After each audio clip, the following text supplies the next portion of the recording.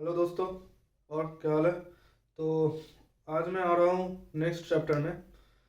Vowel के बाद intervening vowels और जो आउटलाइन है उसका पोजीशन के बारे में आज हम लोग जानेंगे, डिस्कस करेंगे। तो इंटरवेनिंग वावल्स में जैसे मैंने वावल्स का ये फॉर्मूला बोला था, ये आपको जाना पहचाना लग रहा है I hope. Pa may we all go to that pain is not much good. Pa may we all go to that pain is not much good. तो इसका डॉट एंड डैश लगता है वावल का। आपको पता ही है, इसमें हेवी डॉट लगता है इन तीनों में। इनमें से इनमें इन तीनों में हेवी डैश लगता है, इनमें हल्का डॉट लगता है, हल्का डैश लगता है। तो इसमें हल्का और हेवी समझना मुश्किल है, तो आप लोग जब पेंसिल से करोगे तो उसमें हल्का और हेवी ज़्यादा आसानी से समझाया जा सकता है। उसके बाद एडवांस स्टेज में बहुत लोग जो है पेन से करते हैं। मैं भी अभी पेन से करता हूँ क्योंकि ऑफिस में पेंसिल यूज़ करना मतलब हमेशा कन्वीनियंट नहीं होता है। तो पेन कैरी करता हूँ तो आराम से पेन से भी समझा जा सकता है। तो उसके लिए एक सर्टेन लेवल के बाद आप आराम से पेन से भी कर सकते हो। और उसमें ये जो मोटा पतला मोटू पतलू वाला इक्वेशन उस टाइम में ज़रूरी नहीं पड़ आता है, ठीक है। वो आप समझ जाते हो क्या कौन सा मोटा है क्या पतला है, सब एक ही साइज हो जाता है। तो पहले जैसे अभी आप बेसिक कर रहे हो तो इसमें से आप इंश्योर करो कि हल्का और मोटा उसमें आप ध्यान रखो, ठीक है। क्योंकि बेसिक जो नींव है, तो नींव हमेशा सही होना चाहिए, स्ट्रांग होना चाहिए। तो नींव अच्छे से करो। उसके बाद एडवांस्ड में बहुत टाइप का आप वो कर सकते हो, क्या बोलते हैं उसको, ट्विस्ट एंड टर्न्स कर सकते हो, ठीक है ना। तो वो चीज़ एक्सपर्ट लेवल में होगा, उससे पहले नहीं। तो इसमें हल्का ये दो हल्का होगा और ये दो मोटा थिक में होगा, ठीक है। तो अब मैं आपको एग्जांपल से समझाता हूँ इंटरवेनिंग वावल्स का कहानी क्या है। इंटरवेनिंग वावल्स में देखिए, जब फर्स्ट पोजीशन में कोई वावल होता है ना, तो उसमें तो आराम से आप फर्स्ट पोजीशन में आप उसको लगा देते हो, चाहे वो डॉट हो या डैश हो। जब सेकंड पोजीशन आता है उसमें भी आप लगा देते हो। लेकिन थर्ड पोजीशन जब आएगा, कोई ज्वाइनिंग है, मतलब दो आउटलाइन का ज्वाइनिंग है, जैसे टॉक, TALK, टॉक, बतियाना, ठीक है। इसमें आपका एक टी चाहिए, एक के चाहिए। ये हो गया आपका टी, ये हो गया आपका के गे से के होता है और टी होता है, हल्का वाला टी होता है, के में एक हल्का वाला के होता है, जो जी होता है वो मोटा होता है, ठीक है। टॉक, अब टॉक में टॉ ओ, इससे क्या आएगा, पा में हुई ऑल, ऑल गो टू का ऑल आता है, ठीक है। ये वाला जो डैश है, ये देखो, ये इसमें फर्स्ट पोजीशन में डैश आ जाएगा आपका। टॉक, टॉक हो गया। टी और के का ज्वाइनिंग है, आराम से फर्स्ट पोजीशन में, जैसे सेम टू सेम हमने लिखा है, ठीक है। टॉक, इसको अगर अब हम इस क्या लिखता है, अब हम टेक करते हैं, टेक, टेक, टेक लेना। सेम दो मैं पार्ट को सेम, दो आउटलाइन को लेके मैं चलूंगा, सेम ज्वाइनिंग लेके मैं चलूंगा, आपको समझाने का सुविधा होगा। ये टॉक हो गया, अब टेक आ रहा है, टेक, ये टी और ये के, टेक।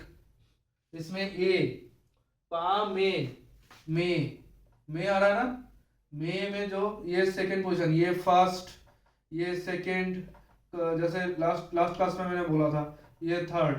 सिमिलरली ये फर्स्ट, ये सेकंड और ये थर्ड, ठीक है। बोथ केस में सेम है, ये केस में भी सेम है, इसमें भी सेम है, इसमें भी सेम है। तो में टे, टेक ए टे में, तो इसमें क्या होगा, इसमें आपका मोटा वाला डॉट होता है, मोटा वाला डॉट है, कौन सा पोजीशन में होगा, सेकंड पोजीशन में होगा। ये आपका फर्स्ट पोजीशन है, ये आपका सेकंड पोजीशन है, सेकंड पोजीशन में डॉट बना दिया। टेक, टे के, टेक, ठीक है। अब हम आते हैं थर्ड पोजीशन में। अब मैं दिखाऊंगा कि क्या दिक्कत होता है, क्यों मैं इसको अलग से ज्वाइनिंग का दिखा रहा हूँ। टूक जो होगा, टूक, टेक का पास्ट टेंस टूक, ठीक है। टूक, लिया था, टूक, टेक लेना, टूक लिया था पास्ट में। ये हो गया आपका टी, ये हो गया आपका के, टी हो गया, के हो गया। इसमें ओ आया था, इसमें ए आया था, इसमें ऊ आ रहा है, ऊ, टूक, ऊ, डबल ओ। डबल ओ कहाँ पे है भैया, ये हो गया आपका डबल ओ, थर्ड पोजीशन हो गया डैश। अब थर्ड पोजीशन में आप कहाँ दोगे? हमेशा जो वावल जहाँ जो लगता है ना, वो जो फर्स्ट वाला जो फर्स्ट जो आउटलाइन होता है, फर्स्ट लेटर टी, टी के पोजीशन वाइज लगेगा वावल। ऐसा नहीं कि के पोजीशन वाइज लगेगा, क्योंकि टे, टॉ, टू ये सब टी, टी को सेंटर करके हो रहा है ना। तो टी तो ये है, तो इसका पोजीशन वाइज बैठेगा ना। टॉ होगा, टॉक में टॉ हुआ, टेक में टे हुआ, टूक में टू होगा। तो टू का, इसका टी का फर्स्ट पोजीशन ये है, फर्स्ट पोजीशन ये हो गया, सेकंड पोजीशन ये हो गया, थर्ड पोजीशन ये हो गया, ये कोने में, ये कोने में थर्ड पोजीशन हो गया। अब कोने में हम डैश लगाएंगे ना, तो ये थोड़ा कॉम्प्लिकेटेड हो जाता है, मतलब घिजा में जैसा हो जाएगा, इस वजह से भीड़ जैसा हो जाएगा एक जगह के अंदर, तो क्लियर कट समझ नहीं आएगा आउटलाइन। जब आप जल्दी जल्दी में जब आप इसको लिखोगे ना, जल्दी जल्दी में जब आप लिखोगे, ये कोने में लगाने के चक्कर में पूरा आउटलाइन खड़ा हो सकता है आपका। तो इसीलिए क्या किया पिटमैन साहब ने, नया एक सिस्टम निकाला कि भैया जो थर्ड पोजीशन वाला जो वावल होगा ना, चाहे वो डॉट हो चाहे वो डैश हो, वो फर्स्ट पार्ट दो, अगर वर्ड का लिंक, दो लेटर का लिंक हो रहा है, तो सेकंड वाला लेटर लेटर में आप उसको दिखा सकते हो, सेकंड वाला लेटर से पहले आप उसको दिखा दो। जैसे मैं समझाता हूँ, टुक का मैं फिर से लिखता हूँ, ठीक है। टुक, टी हो गया, ये के हो गया, फर्स्ट सेकंड थर्ड, टू मतलब डैश होगा थर्ड पोजीशन में, ये इसका थर्ड पोजीशन में डैश नहीं हो पाया, तो नेक्स्ट नेक्स्ट वाला लेटर कौन, लेटर को क्या इसमें लगा हुआ है, के, नेक्स्ट अल्फाबेट क्या लगा हुआ है, के। टी, टी का थर्ड पोजीशन में नहीं डाल पाया, तो के का थर्ड पोजीशन में क्या आएगा, बाद में आएगा कि पहले आएगा? पहले आएगा, क्योंकि too, T double O too, too का जो ऊ उच्चारण है वो क से आगे आ रहा है, टूक, ऊ उच्चारण पहले होगा, फिर क आ रहा है ना, के आ रहा है, तो के से पहले होगा। तो टी वाला जो थर्ड थर्ड थर्ड पार्ट में जो वावल देना था, वो के थर्ड पार्ट से पहले हो गया, ठीक है। ये देखो, इस यहाँ पे आ गया टूक। मैं इसका और एक एग्जांपल आपको देता हूँ, बुक, और एक देता हूँ, यहाँ पे दिखा दो, बुक, बुक में क्या होगा, ये बी आया और ये के आया। बुक में क्या क्या हमको जरूरत है, एक बा जरूरत है, एक का जरूरत है। इंग्लिश तो सेम टू सेम थोड़ी होगा, ये शॉर्ट हैंड है ना भाई, शॉर्ट हैंड में फोनेटिक्स मेन होता है, उच्चारण मेन होता है। तो बुक में बा एक आ गया, एक का आ गया, बुक, बा का, तो बू, ऊ, ये जो ऊ है, ये वाला ऊ है ना, आऊ, जो शक्ति का पूरा आऊ करता है ना, तो ये आऊ में थर्ड थर्ड पोजीशन में डैश होगा फिर से। तो बी का थर्ड पोजीशन तो भाई ज्वाइनिंग में आ रहा है, फिर से कोने का लफड़ा है यहाँ पे। तो क्या करेंगे, के ऊपर वाला थर्ड पोजीशन में डाल देंगे इसको, ये डैश दे दिया मैंने। बुक आराम से आप पढ़ लो, ब का यहाँ पे थर्ड पोजीशन में पहले, का से पहले है तो बुक होगा, का के बाद होगा तो बक्कू हो जाएगा। बाद वाला एक दिखा है, बाद वाला भी एक दिखाते हैं, रुको, पीकू, पीकू एक मूवी आया था ना, पीकू, अमिताभ बच्चन का। तो ये पी हो गया, पा, और बा तो थोड़ा मोटा होता है, पा हल्का होता है, तो ये पा हो गया, ये का हो गया, का के नीचे देंगे तो यही हो जाएगा पीकू, पीकू, ठीक है। पीकू, अब पी आप बताओगे सर पी कैसे समझे, तो पी समझ रहे पा may we, that pain is वाला जो ई है ना, ये पी हो जाएगा। तो ये हल्का सा एक डॉट इसका ऊपर हो जाएगा, इसके ऊपर होगा, ठीक है, हल्का सा एक डॉट इसके ऊपर होगा, नीचे डैश होगा, ये हो जाएगा पीकू। अब आपको कुकिंग कुकिंग बताते हैं, कुकिंग, ये देखो, कुकिंग कैसे आप लिखोगे, कुकिंग, कुकिंग में क्या करोगे, क्या क्या इसमें आपका अल्फाबेट आ रहा है, जो मैंने सिखाया था अल्फाबेट क्या आ रहा है, क इंग, तीन अल्फाबेट आ रहा है, क इंग, कुकिंग। कू, ऊ हमें ऑल गो टू, फिर से टू वाला आ रहा है, फिर से ये बहुत यूज होता है टू। अब ये यहाँ पे लाइन भी है, और यहाँ पे आप कैसे आउटलाइन करोगे, आप थोड़ा ऐसे हल्का से थोड़ा ऊपर करना है आपको बस। का आपने एक का दिया, दूसरा का दिया, फिर इंग दे दिया, का इंग। ऊ कैसे समझाओगे, इसका थर्ड पोजीशन तो इसके साथ ज्वाइन किया हुआ है, इसमें नहीं डाल सकते। इसका थर्ड पोजीशन क्या करें, यहाँ पे भी ज्वाइन किया, यहाँ पे भी नहीं डाल सकते, तो एकदम लास्ट में डाल दिया यहाँ पे। लास्ट में जो इंग है ना, उसके ऊपर थर्ड पोजीशन में डैश डाल दिया तो कुकिंग हो गया। नहीं, ये आपको समझ में आया? तो अभी एक दूसरा चीज मैं आता हूँ, ये आपका इंटरवेनिंग भावल आप समझ गए। इंटरवेनिंग मतलब दोनों के बीच, इंटरवेन जहाँ पे इंटरवेन हो रहा है, तो दोनों के बीच का जो first position, second position, third position का भावल कैसे दोगे, ये मैंने समझा दिया। अभी हम लोग आते हैं पोजीशन में। ये जो आउटलाइन होता है ना, ये लाइन के रेस्पेक्ट पे इसका पोजीशन आपने अगर ख्याल किया होगा तो आप शायद देखे होंगे कि मैं कभी ऊपर कर रहा हूँ, अबव द लाइन कर रहा हूँ, कभी ऑन द लाइन कर रहा हूँ, कभी थ्रू द लाइन कर रहा हूँ। ये कहाँ पे है? अबव द लाइन, अबव, ये अबव द लाइन है, ये ऑन द लाइन है, और ये थ्रू द लाइन है, थ्रू, ये थ्रू द लाइन है। ऐसा क्यों? ऐसा क्यों हो रहा है? ऊपर हो रहा है, टच कर रहा है, थ्रू द जा रहा है, क्यों हो रहा है? क्योंकि ये आउटलाइन का पोजीशन, पहला जो फर्स्ट वावल साउंड हो रहा है ना, उसके हिसाब से, पहला वावेल के उच्चारण के हिसाब से ये ऊपर नीचे करेगा। तभी हमेशा ये रूल जरूरी है, कॉपी में रूल जरूरी है। नहीं तो ऐसे सादा सफेद पन्ने में भी हम शॉर्ट हैंड लिख सकते थे, लेकिन वो हम लिख लेंगे, लेकिन वो समझ नहीं आएगा, क्योंकि वावेल का हिसाब से ऊपर नीचे होता है ना आउटलाइन। वावेल जब समझ नहीं आएगा आप पढ़ नहीं पाओगे। एक ही वर्ड, एक ही आउटलाइन का ना 3 4 5 6 10 टाइप का उच्चारण हो सकता है अगर थोड़ा ऊपर नीचे कर दे तो। जैसे कि, अच्छा पहले मैं बता देता हूँ, वावल जो पहला वाला जो वावल उच्चारण होता है उस हिसाब से पूरा आउटलाइन का आपका पोजीशन डिसाइड होता है।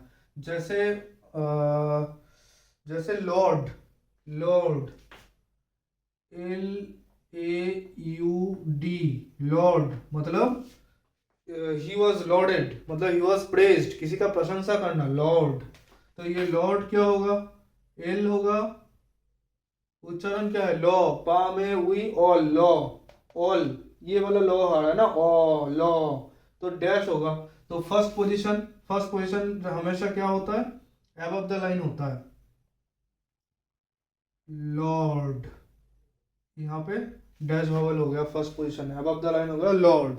इसी को अगर मैं ये नहीं करता, अगर मैं लाइन के ऊपर बनाता तो वो क्या होता? ये आपका बन गया लोड, लोड भारी, भार, भार लेना। ये बीच में ओ, पामे ऑल गो, गो वाला लो हो गया ना, सेकंड पोजीशन में डैश भावल दे दिया, ये हो गया आपका लोड। से क्योंकि सेकंड पोजीशन में, इसलिए ये ऑन द लाइन बन रहा है। अब इसको थ्रू द लाइन करेंगे तो क्या होगा? ये हो गया आपका लीड, लीड मतलब आगे रहना, सबको आगे लेके चलना, लीड, आप लीड कर रहे हो, जो लीड करता है वो लीडर होता है। तो ली, पा में वी, ये वाला वी, देखो ये वाला वी हो गया ना, पा में वी, थर्ड पोजीशन आ रहा है, तो थर्ड पोजीशन हमेशा थ्रू द लाइन होता है। ली, पहला उच्चारण का थर्ड पोजीशन मतलब थ्रू द लाइन होगा, लीड। यहाँ पे एक डॉट मैंने दे दिया क्योंकि थर्ड पोजीशन यहाँ पे तो आपका कोना पड़ रहा है, तो सेकेंड आउटलाइन का पहले जो थर्ड पोजीशन है उसमें आ गया आपका लीड। समझ में आ रहा है? आपको मैं साफ साफ बताता हूँ, वावेल का पोजीशन होगा, अगर फर्स्ट पोजीशन होता है, वावेल का पोजीशन अगर फर्स्ट पोजीशन होता है तो वो होगा on the line, no, above the line, above the line. Second position होगा तो on the line, third position होगा तो थ्रू द लाइन। ठीक है, क्लियर है ये चीज? ठीक है, और एक एग्जांपल मैं देता हूँ। जैसे आपका हो गया रॉड, ठीक है, ये आपका र से जब कोई प्रोनाउंसिएशन स्टार्ट होता है ना, जब वो एंड होता है तो उसमें डाउनवर्ड आ आता है एंड में, और शुरू में रे आता है, रे, र, ड, र और ड, र और ड, दोनों आपका अल्फाबेट आ रहा है, र और ड। अब रॉड, ओ, ऑल, ओ, या नॉट का नॉट, रॉट, तो इसमें फर्स्ट पोजीशन में डैश वॉवल होगा। ये आप इसको आप रॉड कह सकते हो, इसको आप WOROUGHT रॉट कह सकते हो, रॉट। रॉट इसमें भी रॉ है, रॉड इसमें भी रॉ है, ठीक है।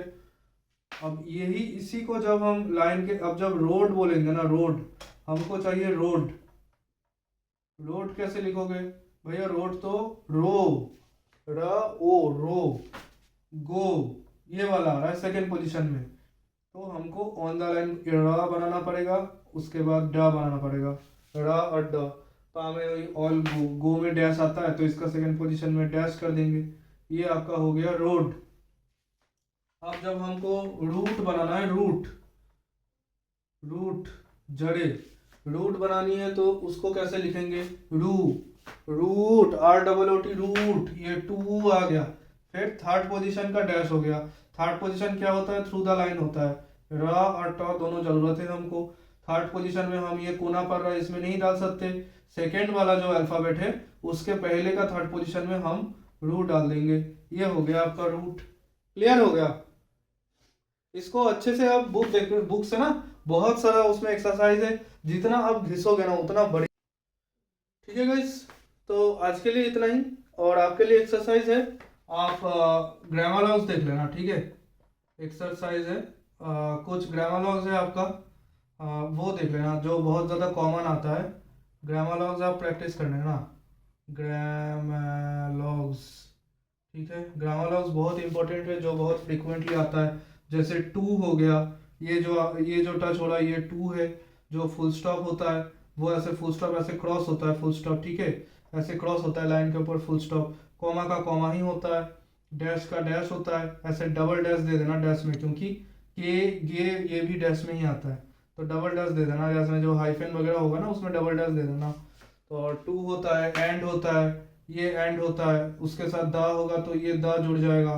वैसे दा ऐसे डॉट होता है, ठीक है। लेकिन कोई भी एंड हो गया, टू हो गया, इसके साथ जब दा आएगा तब ऐसे जुड़ जाएगा। ये टू दा हो गया, एंड दा हो गया। फॉर ऐसे एफ होता है, ऊपर में जो एफ रहता है हवा में उसको फॉर बोलते हैं। फॉर के साथ जब दा होगा तो ऐसे फॉर दा हो गया। तो ग्रामर लॉग्स जितना भी आपको एक्सरसाइज में आएगा ना उसको बहुत अच्छी तरीके से दिखाएं, क्योंकि ग्रामर लॉग्स आपका मेन है। ग्रामर लॉग्स जितना आपको पता रहेगा तो उतना जल्दी आप शॉर्ट हैंड आउटलाइन बना पाओगे, उतना जल्दी आप उसको रीड कर पाओगे, और उतना ही जल्दी आप उसको टाइप कर पाओगे, ठीक है। तो आप अच्छे से देख के प्रैक्टिस करो, टेंशन लेने का कुछ नहीं है, क्योंकि बहुत ज़्यादा प्रैक्टिस करते करते ऐसे बुक खत्म होने में आएगा ना, सारे ग्रामर लॉग्स अपने आप रट जाएगा, ठीक है। तो चलिए गाइस, फिर मिलते हैं अगले क्लास में, बाय।